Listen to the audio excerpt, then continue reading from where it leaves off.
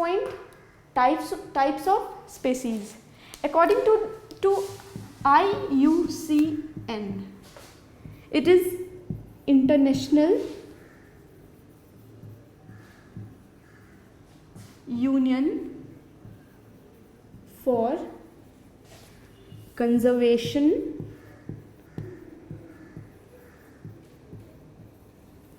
of Nature and Natural Resources.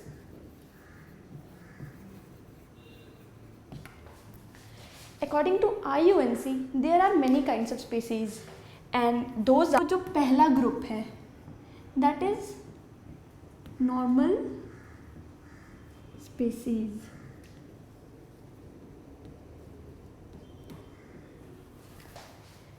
Normal species का मतलब ये है कि ऐसे स्पीसीज़ जो अभी जिनका पॉपुलेशन अभी नॉर्मल है हमारे कंट्री में या हमारे वर्ल्ड में, जो अभी जिनका पॉपुलेशन अभी सर्वाइवल के लिए काफ़ी है. Their population the number of population of species which is enough for survival are categorized in normal species. और इसके एग्जाम्पल हैं कैटल, साल, पाइन एक्सेट्रा. ये सारे ऐसे स्पीसीज हैं इनका पॉपुलेशन इतना है जो कि सर्वाइवल के लिए इनफ है, इसलिए इन्हें नॉर्मल स्पीसीज हम बोलते हैं. अब सेकेंड, एंडेंजर्ड स्पीसीज.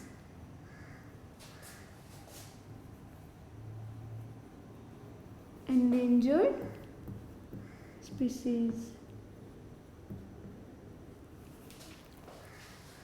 अब ये एंडेंजर्ड स्पीसीज है क्या? सुनने से ही ऐसा लग रहा है कि कुछ डेंजर है. तो ये endangered species are those species which are in the verge of extinction in near future. मतलब आने वाले समय में ये एक्सटिंक्ट हो जाएंगे, मतलब ये हमारी धरती से गायब हो जाएंगे. अब इन स्पीसीज़ का एक भी इस कंट्री में नहीं बचेगा, मतलब इनकी पॉपुलेशन इज़ नियर एक्सटिंक्शन. इन ऐसे स्पीसीज़ को हम बोलते हैं एंडेंजर्ड स्पीसीज़. अगर जो इन नेगेटिव फैक्टर्स है वो कंटिन्यू करें तो. Examples of endangered species are black buck, Indian wild ass,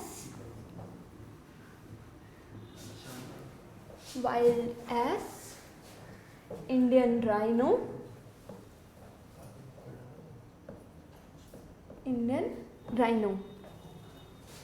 अब तीसरे फैमिली स्पीसीज की is vulnerable species. What is it? Vulnerable species.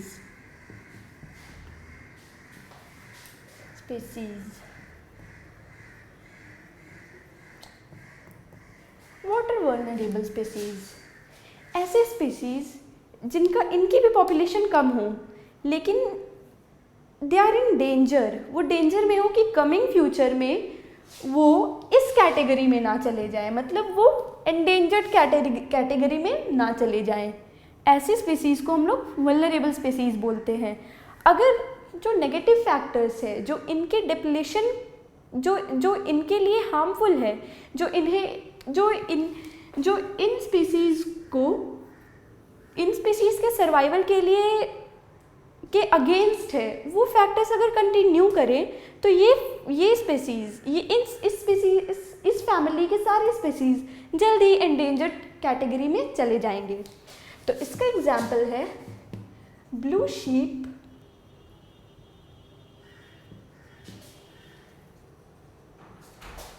Asiatic elephant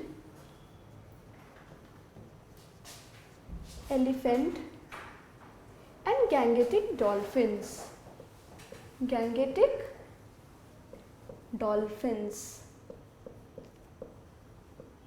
etc.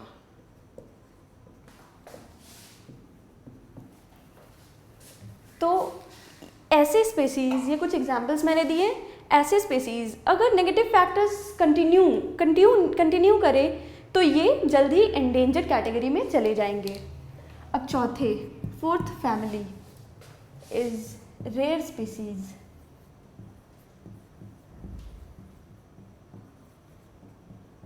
What are rare species? Rare species क्या है? ये एक ऐसा कैटेगरी है अगर इनकी नेगेटिव फैक्टर्स जो इस स्पीसीज के अगेंस्ट हो, जो फैक्टर्स जो इस स्पीसीज के अगेंस्ट हो इनके सर्वाइवल के लिए, वो अगर कंटिन्यू करे तो ये भी रेयर स्पीसीज भी जल्दी वल्नरेबल और उसके बाद एंडेंजर्ड कैटेगरी में चले जाएंगे। तो ऐसे स्पीसीज को हम लोग कहते हैं रेयर स्पीसीज, जो जल्द ही एंडेंजर्ड, जो जल्दी वल्नरेबल या एंडेंजर्ड कैटेगरी में चले जाएं। तो इसके एग्जाम्पल्स हैं Himalayan brown bear,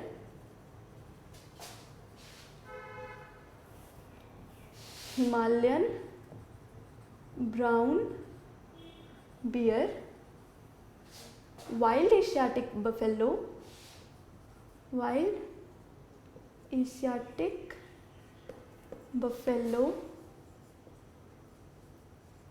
desert fox, etc. Fox, etc. And a fifth species are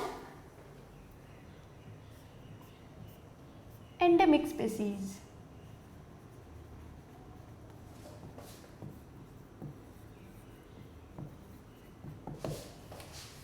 endemic species ऐसे स्पीसीज हैं जो एक पर्टिकुलर एरिया में, मतलब एक पर्टिकुलर रीजन में पाए जाते हैं। ये हर जगह नहीं मिलेंगे, ये जिस रीजन में जो पाया जाता है वो वही मिलेगा। तो ऐसे स्पीसीज को हम लोग कहते हैं एंडेमिक स्पीसीज। एग्जाम्पल है Andaman teal, Andaman teal, Nicobar pigeon,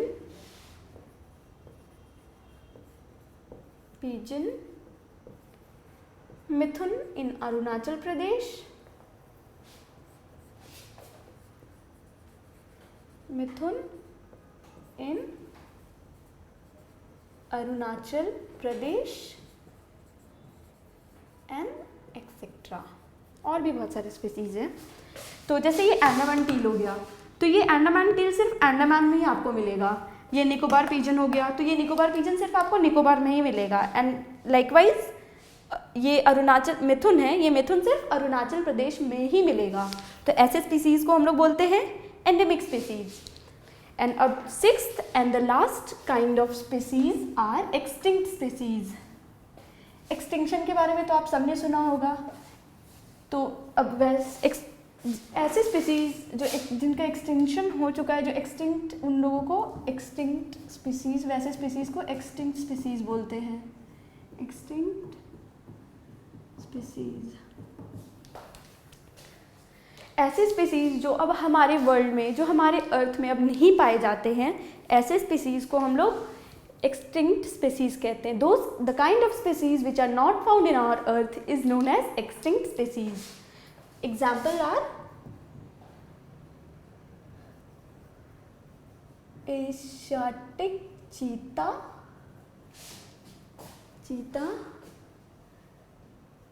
pink head duck, etc. We won't find Asiatic cheetah and pink head duck in our earth. So we have seen all the 6 kind of species.